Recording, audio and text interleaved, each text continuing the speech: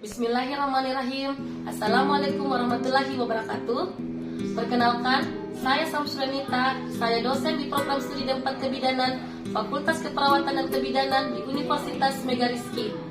Video ini adalah sebuah sarana penilaian kinerja dosen dalam unjuk kerja Tridharma dosen pada PDD UK TPT pada bidang pengajaran.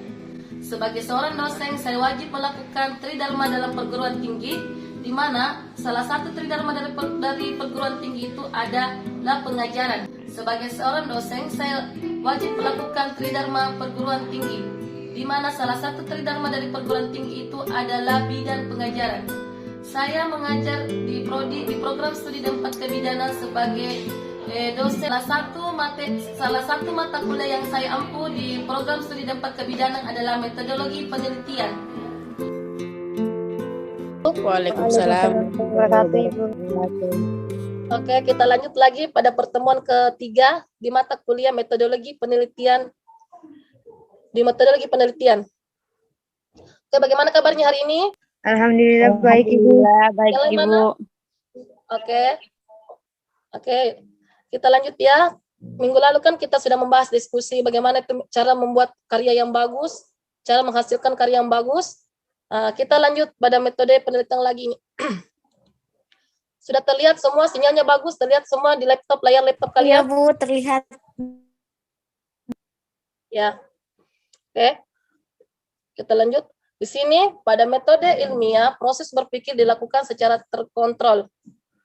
Ada yang tahu maksudnya itu terkontrol bagaimana? Terkendali Bu. Ya. Maksudnya di sini, di saat melaksanakan metode ilmiah, prosesnya itu harus terkontrol, harus terurut, harus berurutan dalam berpikir dan harus dalam keadaan sadar.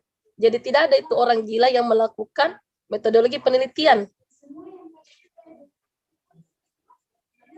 Bagaimana? Maksudnya di sini ada yang tahu? Jadi pada metode ilmiah proses berpikir dilakukan secara terkontrol. Maksudnya di sini di saat kita melaksanakan metode ilmiah, prosesnya itu harus berurutan. Dalam berpikir ilmiah harus dalam keadaan sadar dan terjaga. Jadi apabila ingin membuktikan kebenarannya dapat dilakukan seperti apa adanya. Seseorang yang berpikir ilmiah itu tidak dalam keadaan maksudnya ini berhayal atau bermimpi. Jadi orang yang melakukan karya itu harus pertama orang sadar, bukan orang gila, harus terkontrol dan tidak dalam keadaan berhayal. Kemudian yang kedua, di sini kalian semua lihat di laptop kalian, pada metode ilmiah proses berpikir dilakukan secara sistematis. Seperti yang tadi dijelaskan, secara sistematis itu maksudnya berurutan atau bertahap. Jadi kalau membuat metode ilmiah itu harus ada langkah-langkahnya. Tidak boleh misalnya dari langkah 1 langsung langkah 4. Jadi harus berurut atau secara sistematis. Itu baru bisa dikatakan metode ilmiah.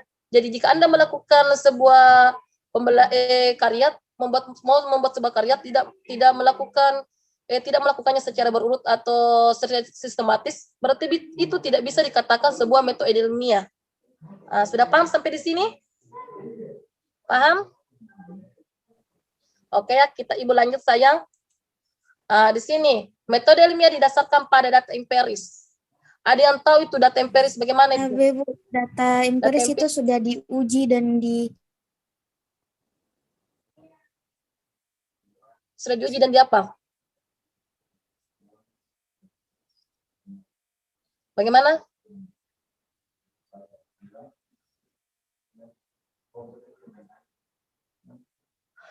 Di sini lihatlah pada layar kalian. Setiap metode ilmiah selalu didasarkan pada data empiris. Maksudnya di sini bahwa masalah yang hendak ditemukan pemecahan atau jawabannya itu harus tersedia datanya. Harus ada data yang kita lihat. Tidak boleh asal-asal mengarang atau bagaimana. Kalau misalnya kita ingin membuat karya mengarang begitu saja, ambil data atau data palsu, pokoknya harus ada tersedia data. Harus ada tapi yang dilakukan secara objektif. Harus ada data yang kita ambil pengukurannya secara objektif. Di sini juga kriteria penting apabila sebuah masalah dirumuskan kalau dikaji tanpa data empiris, maka itu bukanlah sebuah bentuk metode ilmiah. Jadi kalau misalnya kalian membuat sebuah metode ilmiah atau karya kemudian tidak berdasarkan data empiris atau data objektif, berarti itu tidak bisa dikatakan sebuah hasil karya yang hasil karya ya, atau metode ilmiah, karena tidak berdasarkan data empiris atau data yang dibuktikan. Kemudian kita lanjut. Kalian lihat, mana metode ilmiah, proses berpikir dilakukan secara terkontrol. Ini erat kaitannya dari materi slide yang pertama. Kalau dalam keadaan sadar, berurut. Jadi selain itu dalam keadaan sadar, dalam membuat metode ilmiah itu juga harus terkontrol. Harus proses berpikir itu harus terkontrol dalam membuat metode ilmiah untuk menghasilkan karya yang bagus. Jadi apabila nanti besok lusa ada itu ingin membuat hasil karya metode ilmiah, karya-karya, sebelum Ibu lanjut, yang dikategorikan sebagai metode ilmiah itu masuk kategori yang mana? Seperti apa? Metode ilmiah. Yang termasuk metode ilmiah itu yang seperti apa? Karya-karya ya, karya-karya itu bisa termasuk sebagai metode ilmiah. Jadi apabila di sini maksudnya proses berpikir dilakukan secara terkontrol. Jadi apabila orang lain ingin juga membuktikan kebenarannya, dapat dilakukan seperti apa adanya. Tidak dalam keadaan berhayal, tetapi dilakukan secara sadar dan terkontrol. Jadi betul-betul dia melakukannya. Tidak dalam keadaan sadar atau terkontrol. Kemudian kita lanjut. Lanjut slide selanjutnya. Sampai di sini kalian paham? Ya, Ibu. Kriteria metode ilmiah. Di sini kriterianya seperti yang kalian lihat, ada berdasarkan fakta. Yang pertama kan berdasarkan fakta, artinya itu kita ada fakta yang membuktikan, ada buktinya, tidak berhayal atau bermimpi, ambil langsung data, pokoknya ada faktanya. Bebas dari prasangka, menggunakan prinsip analis, menggunakan hipotesis. Jadi ada hipotesis atau dugaan sementara. Jadi kalau membuat kita metode ilmiah harus ada harus ada dugaan sementara atau menggunakan hipotesis. Menggunakan ukur objektif. Jadi tidak asal-asal mengambil. Menggunakan teknik kuantifikasi. Oke. Kita lanjut lagi slide berikutnya. Kriteria metode ilmiah. Dalam membuat metode ilmiah kan ada beberapa kriteria yang harus kalian lakukan. Tidak kalau misalnya membuat itu karya ilmiah langsung membuat, tetapi ada kriteria yang harus kita kontrol, harus ada kriteria yang kita pahami. Pertama kan pengetahuan diperoleh dengan pendekatan ilmiah dibangun di atas teori tertentu. Teori ini berkembang melalui penelitian ilmiah, yaitu penelitian yang sistematis dan terkontrol berdasarkan data empiris. Berdasarkan data empiris. Kemudian teori ini dapat diuji dalam hal validitas internalnya. Ada hak ujinya, kita diuji itu misalnya teorinya itu ada hasil validitas internalnya. Kemudian pendekatan ilmiah akan menghasilkan kesimpulan yang serupa bagi setiap orang. Jadi misalnya si A melakukan penelitian atau metode ilmiah, dia akan menghasilkan kesimpulan yang hampir sama dengan kesimpulan misalnya si B. Oke, sampai di sini paham bagaimana itu cara membuat metode ilmiah yang bagus? Kita lanjut lagi. Di sini inilah langkah-langkah dalam membuat metode ilmiah. Ini adalah langkah-langkah membuat metode ilmiah. Pertama itu kita mengidentifikasi masalah. Jadi kalau membuat metode ilmiah tidak langsung membuat metode ilmiah, tetapi kita harus mengidentifikasi masalahnya. Ada masalah baru kita identifikasi. Kemudian yang kedua itu menyusun kerangka pemikiran. Yang kedua itu kita membuat kerangka pemikirannya. Bagaimana nanti ke depannya bagaimana masalahnya itu kita buat dulu kerangka-kerangkanya. Seperti rumah. Kita membuat rumah kan ada pondasinya. Seperti itulah juga dalam membuat metode ilmiah. Tidak langsung membuat, tetapi kita harus memperhatikan seperti kriterianya, seperti langkah-langkah dan kriterianya, tahapannya. Seperti Ibu yang terjelaskan, tidak asal-asal membuat metode ilmiah, tetapi ada beberapa hal yang harus kita perhatikan. Kemudian menyusun kerangka pemikiran. Menyusun kerangkanya tadi ya, sudah. Kemudian merumuskan hipotesis. Saya rasa kalian sudah mengetahui apa sih itu hipotesis. Bagaimana tuh hipotesis? Apalagi itu hipotesis, merumuskan hipotesis. Bagaimana itu caranya itu, merumuskan hipotesis? Ya, ada yang tahu di sini bagaimana itu sayang merumuskan hipotesis? Apa itu dulu hipotesis? Bagaimana Saria? Apa itu hipotesis sayang? Merumuskan hipotesis. Apa itu hipotesis Saria? Jawaban Bisa sementara jawab? Ibu terhadap masalah. Ya, ya. Jadi dalam membuat metode ilmiah itu kita harus mempunyai dugaan sementara. Ada dugaan sementara terhadap karya yang kita, terhadap metode yang kita lakukan itu. Tidak langsung membuat. Ada hipotesisnya. Kemudian yang keempat, menguji hipotesis secara empirik. Jadi itu dugaan sementara. Itu pula kita akan uji. Tidak langsung ini jawabannya. Pokoknya pokoknya kita harus mengujinya. Pokoknya kita harus menguji atau merumuskannya atau dugaan sementara yang kita temukan itu harus ada ujinya. Kemudian melakukan pembahasan. Yang kelima, melakukan pembahasan. Kemudian dari masalah yang kita ketemukan itu, kita buat kerangkanya, kita berikan dugaan sementara, kita mengujinya itu, kemudian kita melakukan pembahasan. Ada pembahasan, kita bahas semua, kita bahas semua itu masalah yang terjadi, bagaimana pemikirannya di dalam, kemudian merumuskan hipotesisnya, mengujinya. Kemudian kita bahas, dan kelima adalah menarik kesimpulan. Ada kesimpulannya. Bagaimana cara membuat menarik kesimpulan itu? Kita ambil itu kesimpulannya, kita tarik itu dari masalah yang kita temukan itu, kita tarik itu kesimpulannya. Jadi di akhir itu kita ada namanya kesimpulan. Tidak asal-asal membuat metode ilmiah. Ada kesimpulan yang ada kesimpulan atau ada hasil yang kita dapatkan dalam menggali atau memecahkan masalah itu. Sehingga terjadi sehingga metode ilmiah yang kita buat itu sehingga metode ilmiah yang kita buat itu sesuai bisa dikatakan metode ilmiah karena terurut secara sistematis sesuai dengan langkah-langkah. Sampai di sini ada pertanyaan? Kalian sudah pernah membuat metode ilmiah semua? Oke, kalau begitu kita lanjut.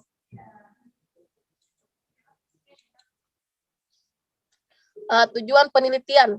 Di sini tujuan penelitian menerangkan alam yang terjadi. Tujuan umum, tujuan khusus. Kita juga itu sayang, kalau misalnya kan ini dari D4, dari D3 ke D4, kan sudah pernah membuat skripsi, pernah membuat skripsi. Di situ kan kita harus jelas itu tujuan penelitian. Tujuannya penelitian itu untuk apa, bagaimana. Di tujuan penelitian ini juga itu ada namanya tujuan umum dan tujuan khusus. Jadi supaya penelitian yang kita lakukan itu jelas, kita harus tahu dulu tujuan kita kemana, arah kita kemana, tujuan umumnya. Makanya itu dalam membuat tujuan penelitian itu kita harus tahu tujuan umumnya di mana, tujuan khususnya di mana. Tidak asal-asal itu kita membuat membuat penelitian. Supaya penelitian kita buat itu terarah. Oke? Sampai di sini ada pertanyaan? Kalau tidak, kita lanjut lagi slide berikutnya. Seperti yang Ibu tadi jelaskan, mengidentifikasi, memilih, dan merumuskan masalah. Di sini ada yang tahu, jadi misalnya kalian itu ingin membuat sebuah metode ilmiah, harus dulu tahu masalahnya. Harus dulu kita mengidentifikasi masalahnya, mencari masalahnya yang relevan, supaya yang relevan dan menarik untuk diteliti. Jadi anak-anakku besok lusa kalian itu mau selesai itu, kalian juga harus mencari masalah atau supaya menghasilkan metode ilmiah yang bagus itu, kalian harus tahu dulu masalahnya apa, supaya terus kemudian mengidentifikasi masalahnya, kemudian cari masalahnya yang menarik dan relevan untuk diteliti. Tidak asal-asal langsung memilih masalah, ingin meneliti ini, ibu hamil yang kekurangan zat besi atau anemia. Kita harus tahu dulu bagaimana cara mengidentifikasi masalahnya supaya menghasilkan karya yang ilmiah yang bagus. Kemudian lihat di sini, masalah dapat dicari melalui yaitu pengamatan, pendengaran, penglihatan, perasaan, dan penciuman. Jadi misalnya kalian ingin meneliti ibu hamil yang kekurangan zat besi atau anemia, kita harus turun langsung turun langsung ke lokasi tersebut atau ke misalnya tempat kalian di puskesmas, kalian langsung temui pasiennya. Tidak langsung itu kita mengarang-arang tidak mengarang-arang itu misalnya sekian ibu hamil yang kekurangan zat besi di puskesmas ini. Pokoknya kita harus mengetahui itu, turun langsung ke lapangan untuk mencari berapa jumlahnya. Itu melalui pengamatan, pendengaran, supaya kan kita langsung mendengar hasilnya mendengar hasil yang kita temukan di puskesmas itu. Kalau di puskesmas misalnya puskesmas A sekian, puskesmas A jumlah ibu hamil yang anemia sekian. Kemudian kita ada penglihatan di sini. Maksudnya di sini penglihatan kita kan melihat langsung karena kita yang turun langsung ke lapangan untuk melihat berapa sih jumlah ibu hamil yang kekurangan zat besi atau anemia. Di sini ada perasaan pula dan penciuman. Jadi di sini masalah dapat dicari melalui pengamatan, penglihatan, perasaan dan penciuman. Makanya bisa disebut panca indera. Masalah dapat dicari melalui panca indera. Jadi kalau kalian meneliti tidak mengarang-arang, kalau misalnya di puskesmas ini sekian, di puskesmas ini sekian, pokoknya si peneliti harus turun langsung untuk meneliti berapa jumlah penelitian yang ingin diteliti. Oke, sudah paham di sini? Ada pertanyaan? Mungkin ada yang ingin dipertanyakan atau ada yang tidak mengerti? Kalau tidak, Ibu lagi lanjut. Permasalahan. Di sini kan permasalahan. Jadi ada masalahnya. Seperti yang tadi Ibu jelaskan, kalau misalnya dalam membuat metode ilmiah itu harus ada masalahnya dulu. Di sini harus ada masalah yang kita pecahkan. Di sini permasalahan adalah kesenjangan. Itu ada perbedaan antar apa yang seharusnya dengan apa yang ada dalam kenyataan. Antara apa yang diperlukan dan apa yang tersedia. Antara harapan dan kenyataan. Di sini masalah berkaitan adalah suatu kondisi yang mengancam atau mengganggu, menghambat, menyulitkan, yang menunjukkan adanya kesenjangan antara harapan dan kenyataan. Di sini permasalahan itu sering menunjukkan itu adanya kesenjangan dari apa yang kita harapkan dan apa yang menjadi kenyataan. Kemudian kita lanjut. Memilih masalah atau pembatasan. Seperti juga kalau misalnya kalian memilih masalah tidak langsung mau memilih masalah, tetapi kita harus perhatikan dulu masalah atau pembatasannya. Dalam mengidentifikasi masalah biasanya dijumpai lebih dari satu masalah dan tidak semua masalah dapat atau layak diteliti. Oleh sebab itu perlu diadakan pemilihan atau pembatasan masalah. Ada batasannya. Tidak langsung memilih harus masalah ini. Pokoknya kita harus memperhatikan dulu batasan-batasan dalam memilih masalah. Masalah tersebut layak atau tidak untuk diteliti. Ada sumbangan teorinya. Jadi kita dulu harus memperhatikan kayak referensi atau teori-teori yang terkait dengan masalah yang ingin kita teliti supaya relevan dengan teori yang ada. Jadi kalau misalnya kalian ingin meneliti seperti yang tadi katakan, seperti misalnya ibu hamil yang kekurangan zat besi, kalian dulu harus mencari beberapa referensi atau teori atau jurnal yang berkaitan tentang ibu hamil yang kekurangan zat besi supaya relevan dengan teori. Kemudian yang kelima, manageability, yaitu cukup dana, cukup waktu, cukup alat, cukup bekal, kemampuan. Jadi dalam meneliti itu kita juga harus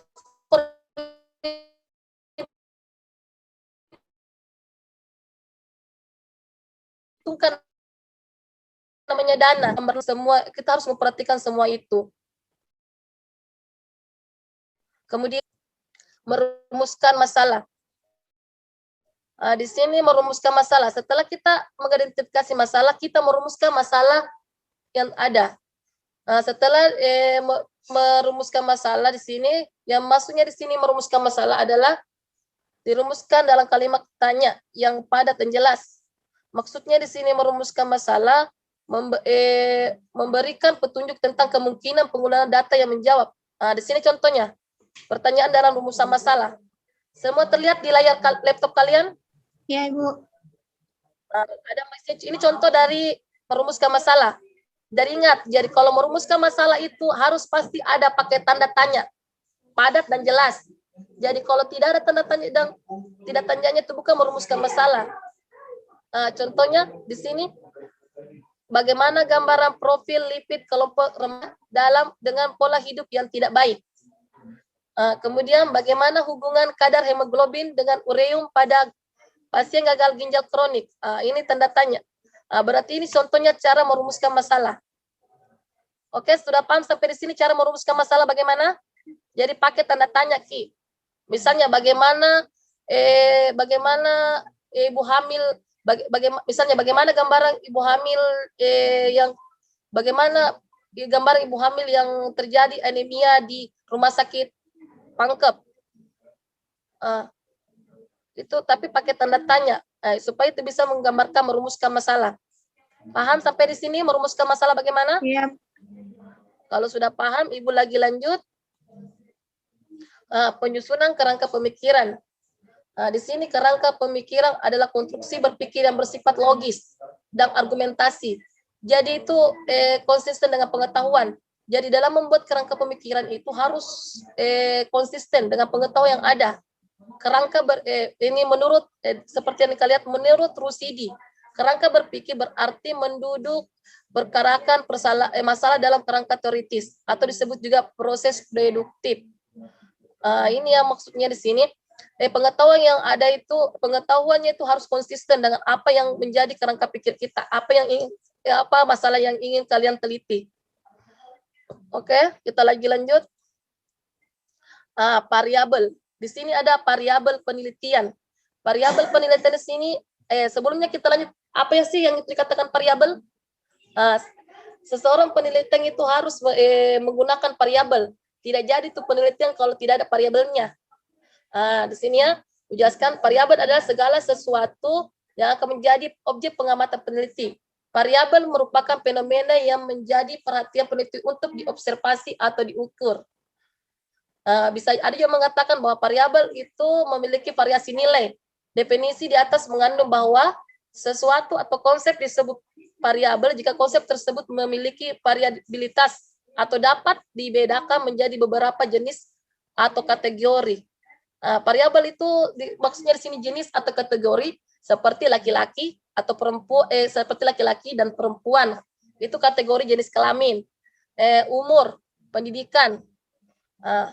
Kemudian variabel adalah karakteristik yang bisa dipublikasi atau sekurang-kurangnya dua klasifikasi dan atau indikator. Jadi ada klasifikasinya, ada indikatornya dalam membuat itu variabel. Kemudian kita lagi lanjut. Ini yang Ibu maksud klasifikasi variabel. Di sini klasifikasinya itu berdasarkan skala pengukurannya, berdasarkan konteks hubungannya, berdasarkan dapat tidaknya variabel dimanipulasi. Oke, sampai di sini paham? Atau mungkin ada pertanyaan dari teman-teman sekalian terkait materi yang Ibu paparkan dari pertama sampai sekarang? Bagaimana? Kalau tidak, Ibu lanjut ke materi selanjutnya, ke slide selanjutnya. Selanjutnya di sini variabel perancu. Di sini tadi jenis-jenis variabel ada namanya variabel perancu, variabel kendari, dan variabel ramban. Di sini maksudnya variabel perancu adalah merupakan variabel yang berhubungan variabel yang terikat atau bukan variabel antara. Itu maksudnya perancu. Kemudian variabel kendali. Di sini maksudnya variabel yang mempengaruhi variabel terikat, tetapi dalam penelitian keberadaannya dijadikan netral. Kemudian variabel ramban. Di sini merupakan variabel yang juga ikut mempengaruhi variabel terikat, namun pengaruhnya tidak begitu berarti, sehingga keberadaan variabel ini dalam penelitian diabaikan. Oke, ini beberapa contoh variabel ya. Jadi ada namanya itu variabel perancu, variabel kendali, variabel ramban. Jadi nanti pada saat adik-adik meneliti, peneliti itu harus ada variabelnya. Kita tentukan dulu variabel apa ya di dalamnya. Oke, lanjut. Ini berdasarkan dapat tidaknya variabel dimanipulasi. ada variabel di mana peneliti dapat melakukan intervensi dan ada pula variabel yang di mana peneliti tidak dapat melakukan intervensi. Jadi itu variabel tidak semua dapat intervensi, ada juga variabel yang bisa diintervensi dan ada pula yang tidak. Di sini variabel dinamis adalah variabel yang dapat dimanipulasi atau diintervensi. Contohnya di sini metode mengajar, teknik pelatihan, dan strategis pembiasaan. Kemudian variabel statistik merupakan variabel yang tidak dapat diintervensi atau dimanipulasi oleh peneliti. Contohnya itu seperti jenis kelamin, umur, status perkawinan. Itu merupakan variabel yang dapat diintervensi, yang tidak dapat diintervensi atau dimanipulasi oleh peneliti.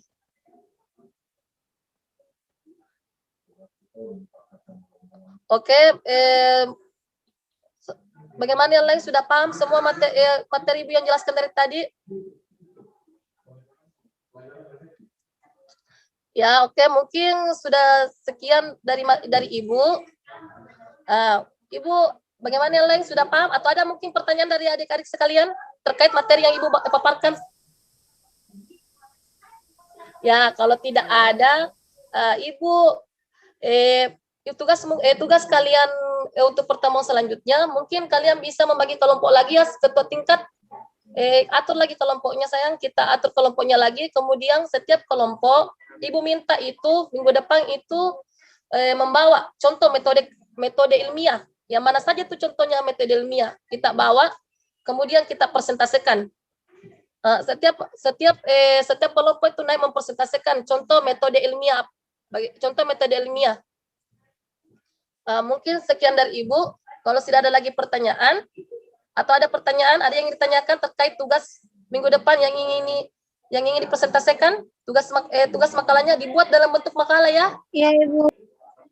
Oke, kalau sudah tidak ada, Ibu tutup sekian dengan ucapan Ibu tutup dengan ucapan hamdalah alhamdulillahirabbil alamin. Mungkin cukup sekian dari Ibu. Iya, Bu. Terima kasih, Bu. Terima kasih, Bu. Terima kasih, Bu.